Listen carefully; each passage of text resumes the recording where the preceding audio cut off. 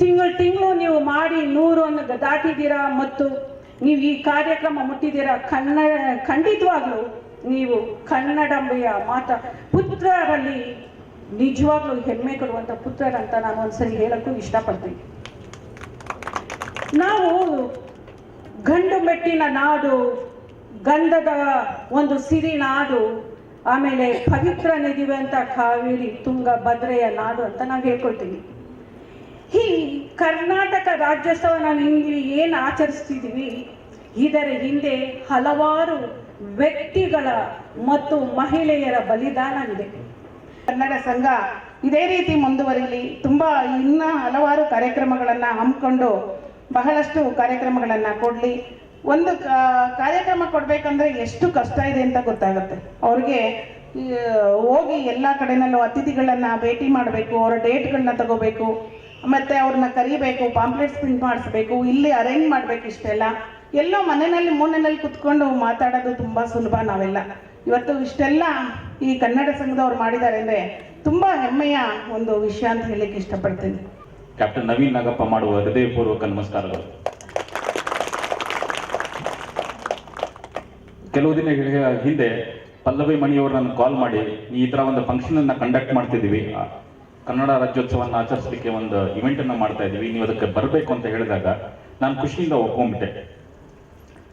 But ಇಲ್ಲಿ ಬಂದು ನೋಡಿದ ಮೇಲೆ ಅನ್ನಿಸ್ತು, ಇಷ್ಟು ಜನ ಸಾಧಕರ ಮಧ್ಯ ನಂದು ಏನು ಸಾಧನೆ ಇದೆ. ಒಬ್ಬ ಮಾಜಿ ಸೈನಿಕ, ಮಾಜಿ ಯೋಧ, ಅವನ ಕೆಲಸ ಯುದ್ಧ ಮಾಡೋದು, ಅದನ್ನು ಮಾತ್ರ ಮಾಡಿದ್ದೀನಿ. ಇಲ್ಲಿ ಕುಂದ್ರಕ್ಕೆ ನನಗೆ ಅರ್ಹತೆ ಇದೆನೋ ಇಲ್ಲೋ ಗೊತ್ತಿಲ್ಲ. ನಿಮ್ಮಂತ ಜನ ನನ್ನನ್ನ ಕರೆದು ಈ ತರ ಒಂದು ವೇದಿಕೆಯಲ್ಲಿ ಸನ್ಮಾನ ಮಾಡ್ತೀರಾ, ಅದಕ್ಕೆ ಕೃತಜ್ಞತೆಗಳನ್ನು ಸಲ್ಲಿಸ್ತೀನಿ. ನನ್ನ ಕಾರ್ಗಿಲ್ ಯುದ್ಧದ ಅನುಭವಗಳನ್ನ ಹಂಚ್ಕೊಳ್ಳೋಕ್ಕಿಂತ ಮುಂಚೆ ಒಂದು ಸಣ್ಣ ಕರೆಕ್ಷನ್ ಅನ್ನ ಹೇಳಕ್ ಇಷ್ಟಪಡ್ತೀನಿ. ಭಾರತ ಸರ್ಕಾರ ನಾನು ಯುದ್ಧ ಮಾಡಿ ಬಂದ ನಂತರ ನನಗೆ ಕೊಟ್ಟಿದ್ದು ಸೇನಾ ಮೆಡಲ್ ಪದಕ. ಅದು ಒಂದು ಸಣ್ಣ ಎರರಿಂದ ಪರಮವೀರ ಚಕ್ರ ಅಂತಾಗಿದೆ. Actually I am a recipient of Sena medal. ಇಲ್ಲಿ ಚಿಕ್ಕ ಮಕ್ಕಳು ಇದ್ದೀರಾ, ದೊಡ್ಡವರು ಇದ್ದೀರಾ. 1999ರಲ್ಲಿ 21 ವರ್ಷಗಳ ಹಿಂದೆ ಆದಂತ ಕಾರ್ಗಿಲ್ ಕದನದಲ್ಲಿ ನಂದು ಒಂದು ಸಣ್ಣ ಅಳಿದ ಸೇವೆ ಇದೆ ಅಂತ ಹೇಳಕ್ಕೆ ಹೆಮ್ಮೆ ಆಗುತ್ತೆ. ಮೂಲತಃ ಹುಬ್ಬಳ್ಳಿಯಲ್ಲಿ ವಿದ್ಯಾಭ್ಯಾಸ ಮಾಡಿದೆ. ದಾವಣಗೆರೆಯಲ್ಲಿ Bapuji institute of engineering and technology ಅಂತಿದೆ, ಅಲ್ಲೇ ಇಂಜಿನಿಯರಿಂಗ್ ಮಾಡಿದೆ. ಅದಾದ ನಂತರ ಚಿಕ್ಕವನಿದ್ದಾಗಿಂದ ಏನೋ ಒಂದು ಹುಮ್ಮಸ್ಸು ಅಂತ ಹೇಳ್ಬೋದು, ದೇಶಕ್ಕೋಸ್ಕರ ಏನಾದರೂ ಮಾಡಬೇಕು ಅಂತ. ಅದೇ ರೀತಿ ನನ್ನ ಸ್ನೇಹಿತರು ಇಂಜಿನಿಯರಿಂಗ್ ಮುಗಿಸಿದ ನಂತರ ಸುಮಾರು ಜನ GRE ಬರಿತಾ ಇದ್ರು, ಟೋಫಿಲ್ ಬರಿತಾ ಇದ್ರು, MS ಮಾಡಬೇಕು ಅಂತ ಹೋಗ್ತಾ ಇದ್ರು, MBA ಮಾಡಬೇಕಂತ, ಅಮೆರಿಕಾಗೆ ಹೋಗಿ ಸೆಟ್ಲ್ ಆಗ್ಬೇಕಂತ ಎಷ್ಟೋ ಜನ ಯೋಚನೆ ಮಾಡ್ತಿದ್ರು. ಬಟ್ ನನ್ನ ತಲೆಯಲ್ಲಿ ಇದ್ದಿದ್ದು ಒಂದೇ, ಹೇಗಾದ್ರೂ ಮಾಡಿ ಭಾರತೀಯ ಸೇನೆಯನ್ನು ಸೇರ್ಕೋಬೇಕು ಅಂತ. ಯಾಕೆ ಅಂತಂದ್ರೆ ಆ ಹಾಕೊಂತೀವಲ್ಲ ಯೂನಿಫಾರ್ಮ್, ನಮ್ಮ ಭುಜದ ಮೇಲೆ ಸ್ಟಾರ್ಸ್ ಕೊಡ್ತಾರಲ್ಲ, I always felt 2 stars on my shoulders are better than thousands in the sky ಅಂತ. ಆಕಾಶದಲ್ಲಿ ಸಾವಿರಾರು ನಕ್ಷತ್ರಗಳು ಇರ್ಬೋದು, ಬಟ್ ನಾನು ಇಟ್ಕೊಂಡಂತ ಯೂನಿಫಾರ್ಮ್ ಮೇಲೆ 2 ನಕ್ಷತ್ರಗಳನ್ನ ಲೆಫ್ಟಿನೆಂಟ್ ಅಂತ ಕಮಿಷನ್ ಆದಾಗ ಏನ್ ಕೊಡ್ತಾರಲ್ಲ, ಅದರ ಮಹತ್ವ, ಅದರ ವಜೆ, ಅದರ ಭಾರನೇ ಬೇರೆ ಇರುತ್ತೆ. 1 ವರ್ಷ ಕಠಿಣ ಟ್ರೈನಿಂಗ್ ನಂತರ ನಾನು ಸೇರ್ಕೊಂಡಿದ್ದ unit 13th battalion Jammu and Kashmir rifles ಅಂತ. ಆ ಯೂನಿಟ್ ಅವಾಗ ಜಮ್ಮು ಕಾಶ್ಮೀರದ ಮಧ್ಯ ಭಾಗದಲ್ಲಿತ್ತು, ಪಟ್ಟಣ್ ಮತ್ತೆ ಸೋಪುರ್ ಅನ್ನೋ ಒಂದು ಜಾಗದಲ್ಲಿತ್ತು. ಅಂದ್ರೆ ನಾವು ಗಡಿ ಪ್ರದೇಶದಲ್ಲಿ ಇರಲಿಲ್ಲ. ಯಾವುದೇ ಒಬ್ಬ ಸೈನ್ಯದ ಅಧಿಕಾರಿ ಒಂದು ಯೂನಿಟ್ನ ಹೋಗಿ ಸೇರ್ಕೊಂಡ್ರೆ ಅವನಿಗೊಬ್ಬ ಬಡಿ ಅಂತ ಕೊಡ್ತಾರೆ, ಹೆಲ್ಪರ್ ಅಂತ ಕೊಡ್ತಾರೆ, ಜೋಡಿದಾರ ಅಂತ ಕೊಡ್ತಾರೆ. ಅದೇನಕ್ಕೆ ಅಂತಂದ್ರೆ ನಾವು ಯಾವುದೇ ಒಂದು ಆಕ್ಷನ್ ಅನ್ನ ಮಾಡ್ಬೇಕಾದ್ರೆ, ಟೆರರಿಸ್ಟ್ ಜೊತೆಗೆ ನಾವೇನಾದ್ರೂ ಮುತ್ತಬೇಡ ಆದ್ರೆ ಅವಾಗ ನಾವು ಪೇರ್ಸ್ ಅಲ್ಲಿ ಆಪರೇಟ್ ಮಾಡ್ತೀವಿ, ಜೋಡಿದಾರ ಹೋಗ್ತೀವಿ. ಅಂದ್ರೆ ಒಂದು ದೊಡ್ಡ ಟೀಮ್ ಇರುತ್ತೆ, ನಾವು ಹೋಗೋದು ಇಬ್ಬಿಬ್ಬರಾಗೆ ಹೋಗ್ತೀವಿ. ಯಾಕೆ ಅಂದ್ರೆ ರಾತ್ರಿ ಹೊತ್ತಲ್ಲಿ ಯಾರಿಗಾದ್ರೂ ಒಬ್ಬರಿಗೆ ಪೆಟ್ಟು ಬಿದ್ದರೆ ಅದನ್ನ ಯಾರು ಗಮನಿಸ್ಲಿಕ್ಕಿಲ್ಲ. ಆ ಒಂದು ಕಾರಣದಿಂದ ಜೊತೆಯಾಗಿ ಹೋದ್ರೆ, ಜೋಡಿಯಾಗಿ ಹೋದ್ರೆ ಒಬ್ರಿಗೆ ಪೆಟ್ಟು ಬಿದ್ದರೆ ಇನ್ನೊಬ್ರಿಗೆ ಗೊತ್ತಾಗುತ್ತೆ ಅವ್ರಿಗೆ ಪೆಟ್ಟು ಬಿದ್ದಿದೆ ಅಂತ, ಅವ್ರನ್ನ ವಾಪಸ್ ಕರ್ಕೊಂಡ್ ಬರ್ಬೋದು. ಈ ತರ ನಾನು ಕೊಟ್ಟಿದ್ದ ಬಡಿಯ ಹೆಸರು ಶ್ಯಾಮ್ ಸಿಂಗ್ ಅಂತ. ನಾವು ಬಹಳ ಸಲ ಮಾತಾಡಕ್ ಬರಲ್ಲ, ನಮ್ಮ ಈಗಿನ ಜನರೇಷನ್ಗೆ ಬರಲ್ಲ. ಯಾಕಂದ್ರೆ ಇವ್ಕೆ ಇಂಗ್ಲಿಷ್ ಬರಲ್ಲ. ಹೋಗಿ ಇಂಗ್ಲಿಷ್ ಬರುತ್ತಂದ್ರೆ ಅದು ನಮ್ಮಂಗೆ, ಅದು ಅರ್ಧ ಬರ್ತಾನೆ. ಯಾವ ಭಾಷೆನೂ ಇದು ಇವತ್ತು ಏನಾಗ್ತಿದೆ ಅಂದ್ರೆ, ಇವತ್ತು ಅದೇ ಎಲ್ಲ ಸೇರ್ಕೊಂಡು ಇವತ್ತು ಎಲ್ಲ ಮಾಡ್ತಾ ಇದ್ದೀರಾ ಅಂತಾರ ಹೊರತು ಪದಗಳಿಗೆ ಬಹಳ ಬಡತನ ಬಂದ್ಬಿಟ್ಟಿದೆ ನಮಗೆ. ಬಟ್ ಹಳಬರು ಹೆಂಗ್ ಮಾತಾಡೋರು, ಮಾತುಗಾತಿ ನಿನ್ನ ಮನೆ ಉರಿತಾ ಇದೆ ಅಂದ್ರೆ ಹತ್ಕೊಂಡ್ ಬೈಲಿ, ಉರ್ಕೊಂಡ್ ಬೈಲಿ, ನಿಂತ್ಕೊಂಡ್ ಬೈಲಿ, ಕುಪ್ಪಳಿಸ್ಕೊಂಡ್ ಬೈಲಿ, ಮಾತೊಂದಿದ್ರೆ ಮರುಸ್ಥಳದಲ್ಲಿ ಅನ್ನ ಮಾಡ್ಕೊಂಡು ಉಂಡೇನು ಅಂತಂತೆ ನಮ್ಮ ಕೃಷ್ಣಗೌಡರು ಯಾವಾಗಲೂ ಹೇಳ್ತಿರ್ತಾರೆ. ಮಾತು ಅನ್ನೋದು ಆ ಮಟ್ಟದಲ್ಲಿತ್ತು. ನಮ್ಮಲ್ಲಿ ಜನಪದದಲ್ಲಿ ಕನ್ನಡ ಭಾಷೆಗಿರುವ ಶ್ರೀಮಂತಿಕೆ, ಕನ್ನಡ ಭಾಷೆನ ಹೇಗೆಲ್ಲ ಬಳಸ್ತಾ ಇದ್ರು ಬಹಳ ಸುಂದರವಾಗಿ ಹೇಳಿದ್ದಾರೆ.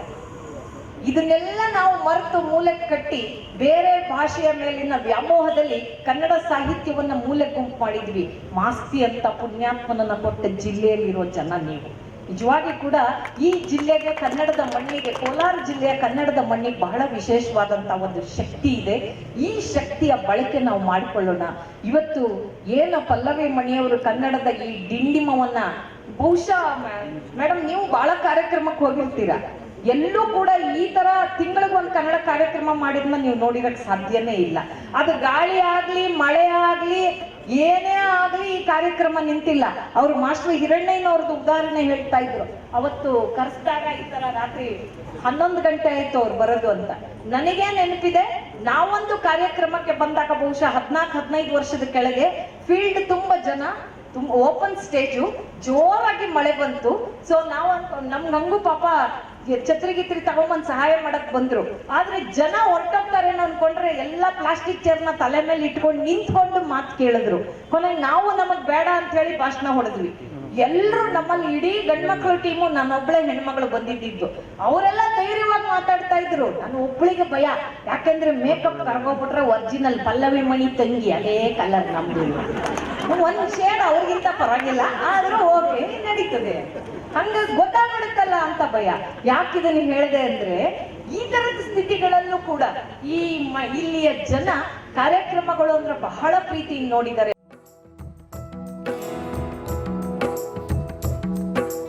ಕನ್ನಡ ನಾಡಿನ ಜೀವನದಿ ಈ ಕಾವೇರಿ, ಓ ಜೀವನದಿ ಈ ಕಾವೇರಿ. ಅನ್ನವ ನೀಡುವ ದೇವನದಿ ಈ ವೈಯಾರಿ, ಓ ದೇವನದಿ ಈ ವೈಯಾರಿ. ಈ ತಾಯಿಯೂ ನಕ್ಕರೆ ಸಂತೋಷದ ಸಕ್ಕರೆ, ಮಮತೆಯ ಮಾತೆಗೆ, ಭಾಗ್ಯದ ದಾತೆಗೆ ಮಾಡುವೆ ಭಕ್ತಿಯ ವಂದನೆ.